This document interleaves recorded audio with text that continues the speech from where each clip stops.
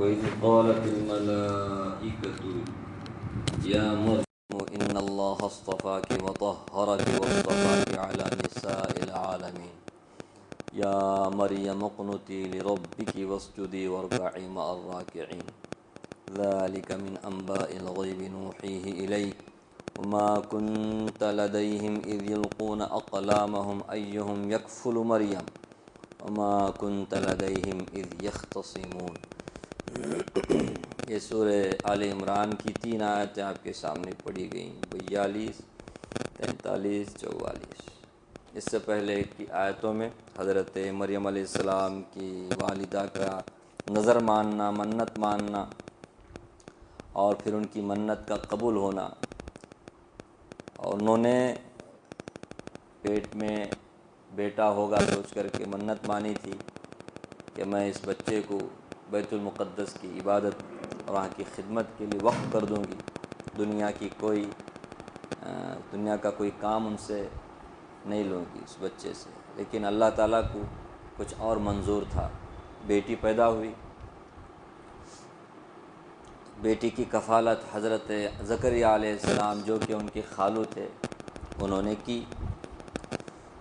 وہ جب حضرت مریم علیہ السلام کے کمرے میں داخل ہوتے جب کبھی تو دیکھتے کہ مریم علیہ السلام کے پاس بے موسم پھل آتے تھے۔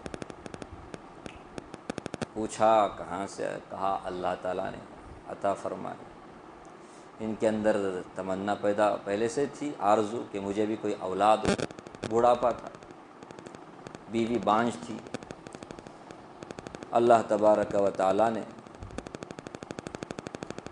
ان کی جو تمنا تھی اس کو بھی پورا کیا۔ انہوں نے دعا مانگی، جو اللہ تعالیٰ بے موسم پھل دے سکتا ہے وہ بڑھاپے میں اولاد بھی دے سکتا ہے۔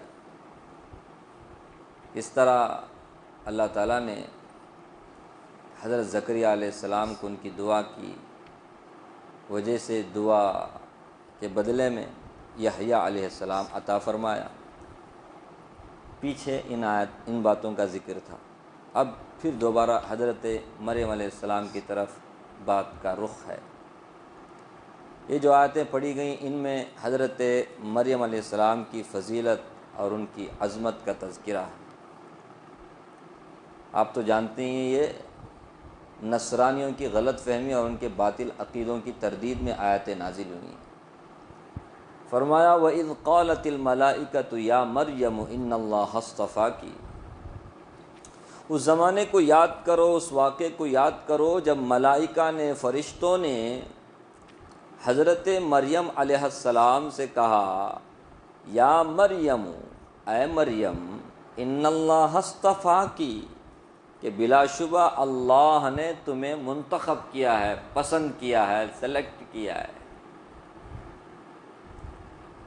حضرت مریم علیہ السلام سے فرشتوں نے گفتگو کی، بات چیت کی۔ یہاں ایک درمیان میں بات سن لیجئے۔ فرشتے وحی لے کر کے آتے ہیں نبیوں کے پاس،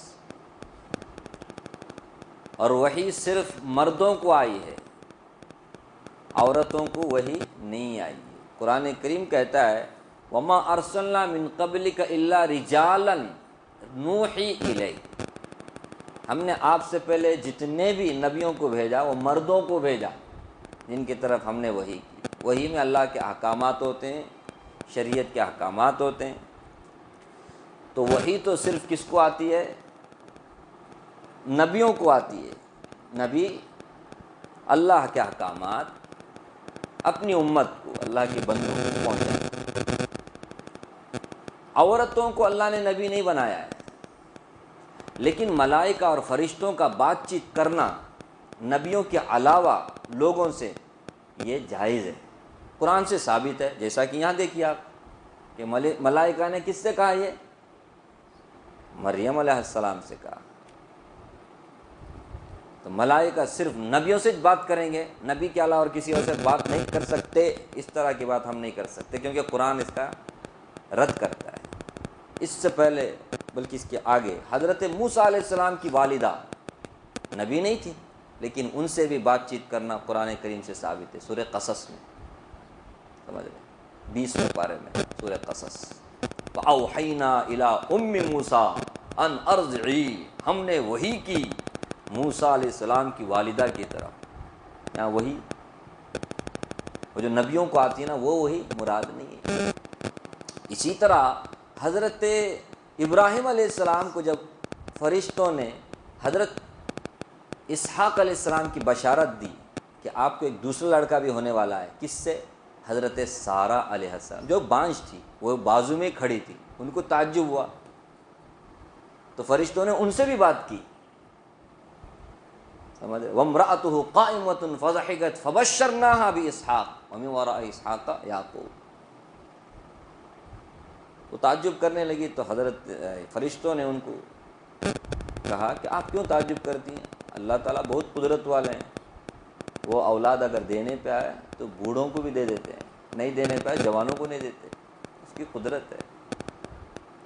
تو بہرحال یہاں جو مریم علیہ السلام سے فرشتوں نے بات چیت کی تو اس سے یہ مراد نہیں کہ وہ نبی تھے، وہ نبی کی ماں تھی لیکن وہ نبی نہیں تھی، صدیقہ تھی۔ قرآن کریم کہتا ہے وَأُمُّهُ صِدِّيقَةٌ، عیسیٰ علیہ السلام کی والدہ صدیقہ تھیں۔ نبوت کے بعد سب سے بڑا مقام صدیقیت کا ہے، اس کے بعد ہے شہادت کا، شہید بولتے، اس کے بعد صالحین، اولیاء۔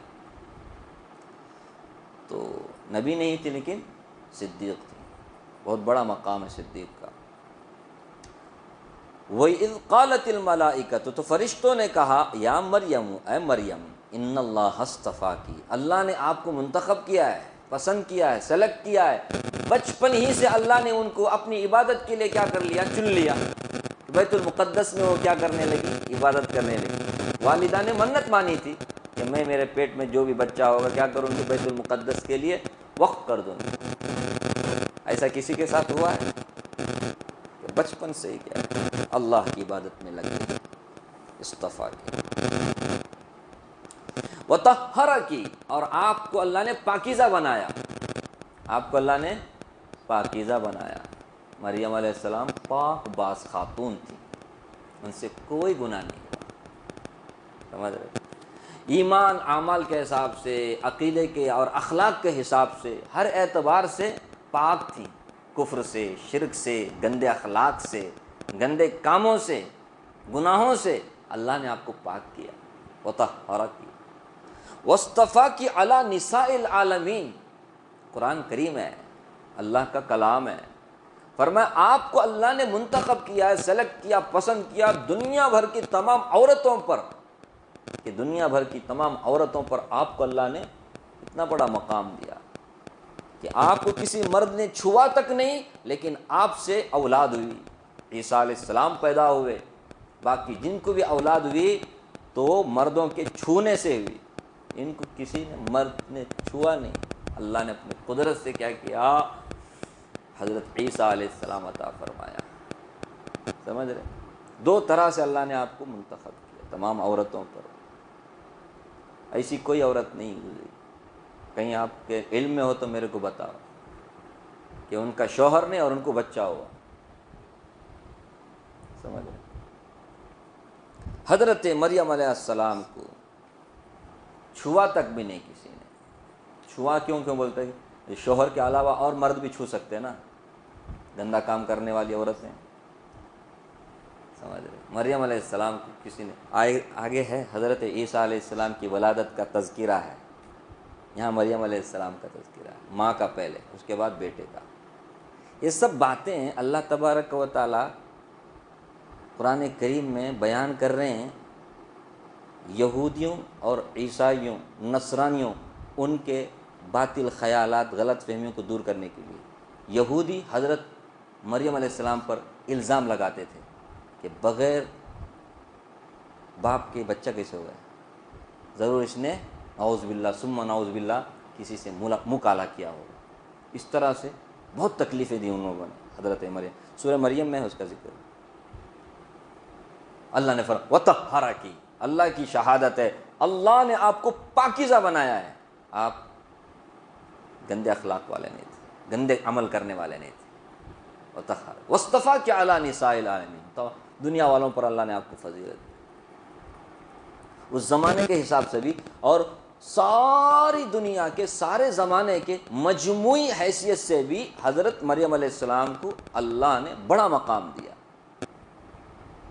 رسول اللہ صلی اللہ علیہ وسلم نے فرمایا مردوں میں بہت سارے کامل گزرے ہیں، جیسے سارے انبیاء مرد تھے، مردوں میں بہت سارے کامل گزرے ہیں، اور انبیاء کے بعد بھی بڑے بڑے مقام پانے والے حضرت ابو بکر، حضرت عمر، حضرت وغیرہ وغیرہ، لیکن عورتوں میں 5 عورتوں نے کیا کی؟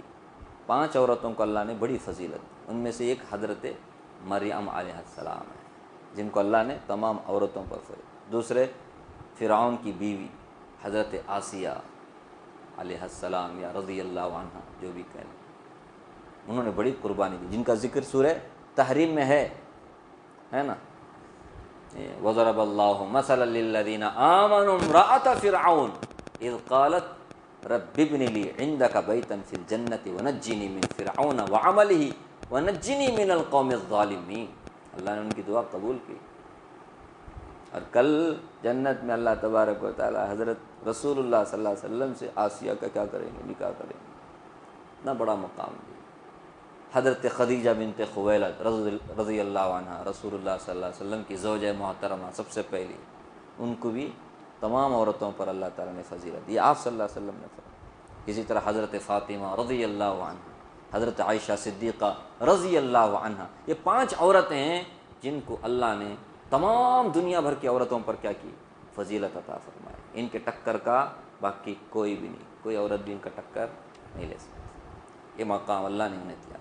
اس زمانے کے حساب سے تو مریم علیہ السلام کے ٹکر کا کوئی بھی نہیں ہے، اور اس حساب سے کہ آپ کو کسی مرد نے چھوا تک نہیں، اور آپ سے اللہ نے نبی کی ولادت کی، حضرت عیسیٰ علیہ السلام، اس میں بھی ان کے ٹکر کا کوئی عورت نہیں۔ تو وصطفیٰ کی علی نساء العالمین، مریم آپ کو اللہ نے تمام دنیا بھر کی عورتوں پر فضیلت دی، آپ کو منتخب کیا، پسند کیا کہ آپ عیسیٰ علیہ السلام کی والدہ ہوں گی، ٹھیک ہے۔ اس کے بعد فرمایا یا مریم اقنتی لربکی، اے مریم، اب کچھ ایسے احکامات دیے جا رہے ہیں فرشتوں کے ذریعے، یہ ایک طرح سے شکرانہ ہے کہ مریم اللہ نے اتنا بڑا مقام آپ کو عطا فرمایا، تو اقنتی لربکی، اپنے رب کے لیے آپ اطاعت کرو، اپنے رب کے لیے عبادت کرو۔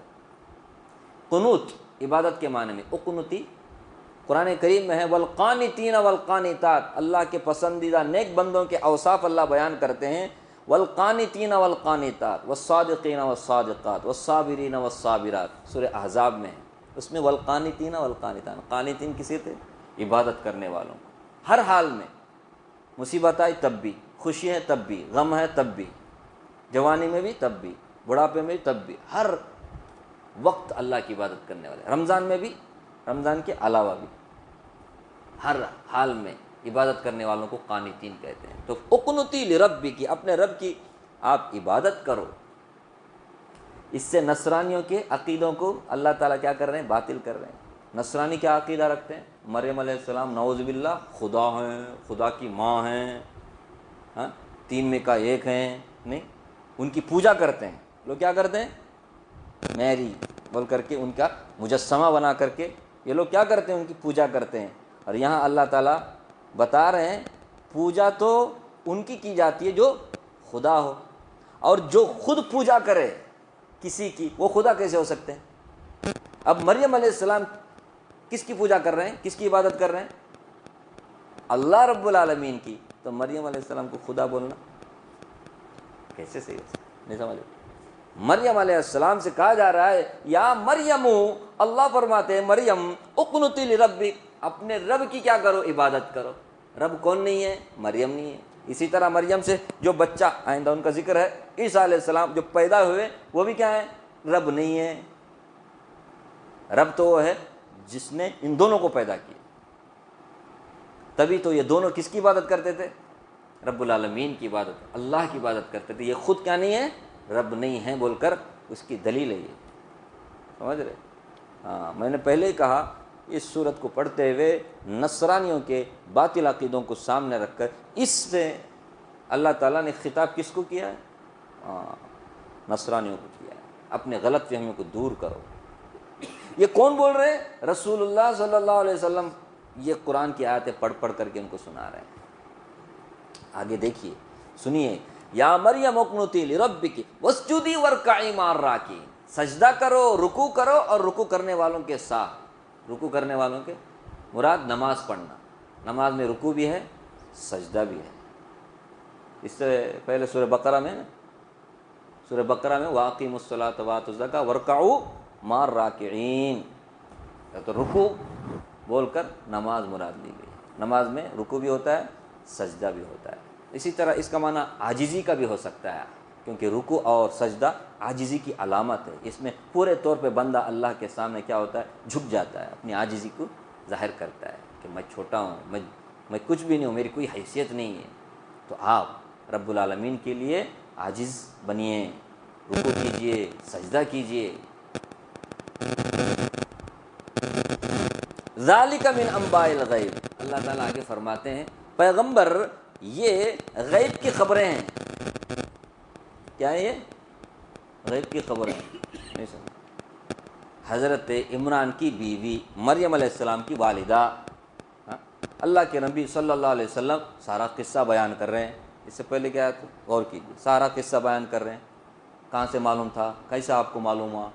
کوئی آپ کا ٹیچر ہے، کوئی آپ کا استاد ہے، کہیں جا کر آپ نے علم حاصل کیا ہے، لیکن آپ صلی اللہ علیہ وسلم اپنی زبان مبارک سے یہ ساری باتیں بول رہے ہیں، ہو بہو ٹو بٹو۔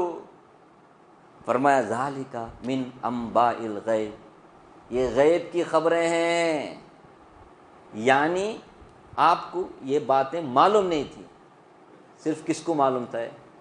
اللہ کو معلوم، لیکن اب آپ بول رہے ہیں یہ ساری باتیں، حالانکہ یہ بہت پہلے کی باتیں ہیں نا۔ عیسیٰ علیہ السلام حضرت رسول اللہ صلی اللہ علیہ وسلم سے 500 سال پہلے پیدا ہوئے، اور ان سے پہلے مریم علیہ السلام اور 50-60 سال پہلے پیدا ہوئے، اس سے پہلے ان کی والدہ پیدا۔ سارا تذکرہ کون کر رہے ہیں؟ رسول اللہ صلی اللہ علیہ وسلم۔ کہاں سے کر رہے ہیں؟ کوئی ہسٹری کی کتاب پڑھیں آپ، کسی مدرسے میں، یونیورسٹی میں آپ نے ایڈمیشن لے کر کے وہاں سے کچھ نہیں، آپ کا کوئی استاد نہیں تھا، لیکن آپ بول رہے ہیں۔ کہاں سے بول رہے ہیں؟ فرمایا ذالک من انباء الغیب، پیغمبر یہ غیب کی خبریں ہیں، نوحیہ الیک، ہم آپ کی طرف اس کو کیا کر رہے ہیں؟ وحی کر رہے ہیں۔ تو آپ وحی کی روشنی میں بول رہے ہیں، تو یہ وحی کی روشنی میں بولنا آپ کے سچے نبی ہونے کی دلیل ہے کہ آپ اس زمانے، فرمایا وما کنت لدیہم اذ یلقون اقلامہم ایہم یکفل مریم، پیغمبر آپ اس وقت ان کے پاس نہیں تھے جب وہ لوگ اپنے قلموں کو پانی میں ڈال رہے تھے کہ کون مریم کی کفالت کرے گا۔ اس ٹائم پہ بھی آپ نہیں تھے، لیکن اس کا بھی تذکرہ آپ کر رہے ہیں کہ وہاں حضرت زکریہ علیہ السلام کیا ہوتے ہیں؟ جیتتے ہیں، اور ان کو کفالت ملتی ہے مریم علیہ السلام کی۔ نہیں سن؟ جب نظر مانی تھی نا مریم علیہ السلام کی والدہ نے، ہوا ان کو بیٹا ہوتا ہے بول کے سوچے تھے، ابھی بیٹی کو پکڑ کر کے لے گئے بیت المقدس میں، اور بیت المقدس میں خدمت کرنے والے متولیان مختلف تھے۔ ہر ایک کی چاہت تھی کہ میں اس بچے کی کیا کروں؟ پرورش کروں، اس کی کفالت کروں، کیونکہ ان کو یہ معلوم ہوا کہ اس عورت نے نظر مانی تھی اللہ کے لیے، اللہ نے ان کی نظر پوری کری، تو اب یہ بہت مبارک بچی ہے، اس کی کفالت میں کروں گا۔ اب کیا کرنے کا؟ ادھر زکریا علیہ السلام بھی، ادھر فلاں بھی۔ اب اس کا حل کیا؟ اس مسئلے کا سولوشن کیا ہے؟ قرآن اندازی کی جائے۔ کیا کیا جائے؟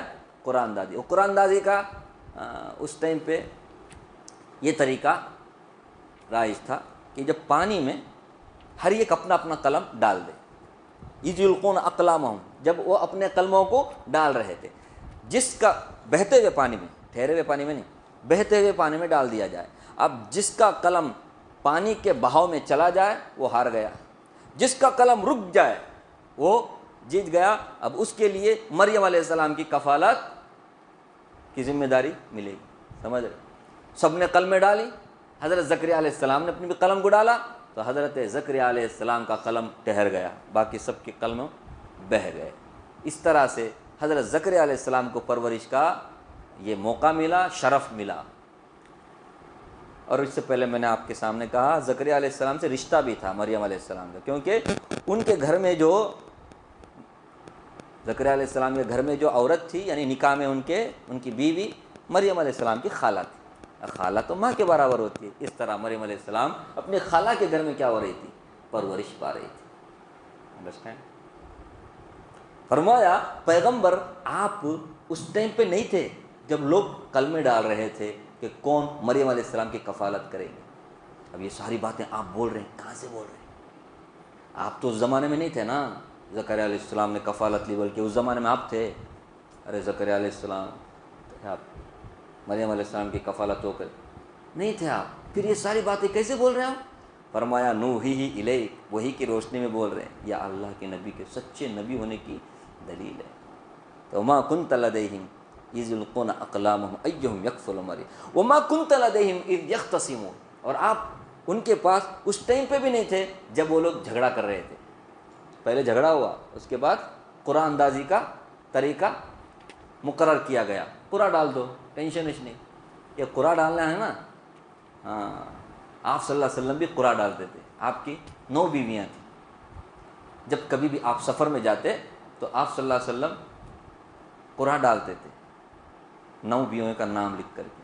جس بیوی کا پرچہ اٹھتا اس بیوی کو آپ کیا کرتے تھے؟ لے کے جاتے تھے. اس میں سب کو تسلی ہوتی تھی. اگر خود سے چوائس کرتے تم آ جاؤ تو دوسرے بیویوں کا دل دکھ سکتا تھا. سمجھ رہے؟ آپ قرآن ڈالتے تھے.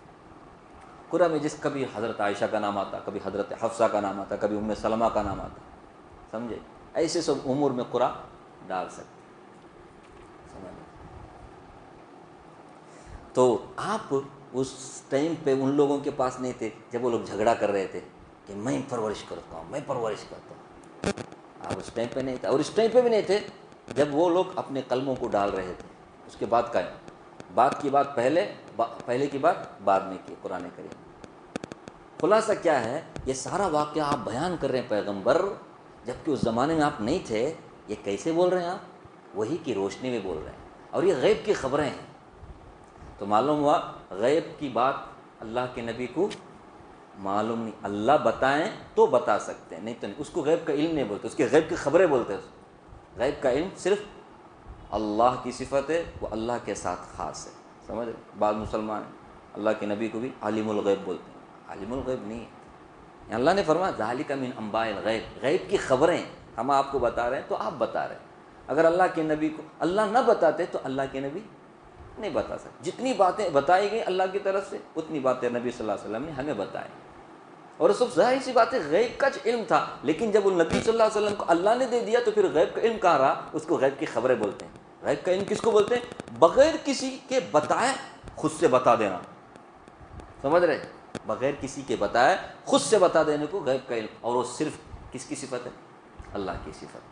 اگر کسی نے کسی نبی کو اس صفت میں شامل کر لیا تو اس نے اللہ کے ساتھ شرک کیا، اور بہت بڑا گناہ ہے. سمجھ؟ اللہ کی ذات و صفات میں شرک کرنا کسی کو بہت بڑا گناہ ہے. ٹھیک ہے. اب حضرت مریم علیہ السلام کے ولادت کا مطلب ان کے نہیں، ان کے بیٹے عیسیٰ علیہ السلام کی ولادت کا ذکر ہے.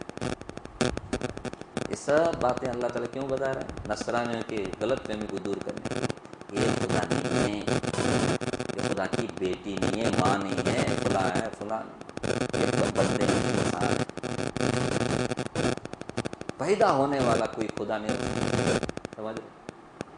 جننے والی خدا نہیں ہو سکتی. اللہ بات سمجھنے کی ضرورت. ٹھیک ہے. اللہ تعالیٰ مجھے بھی آپ کو بھی اللہ کی کتاب پڑھنے، سمجھنے، اس کے تقاضے پہ عمل کرنے کی توفیق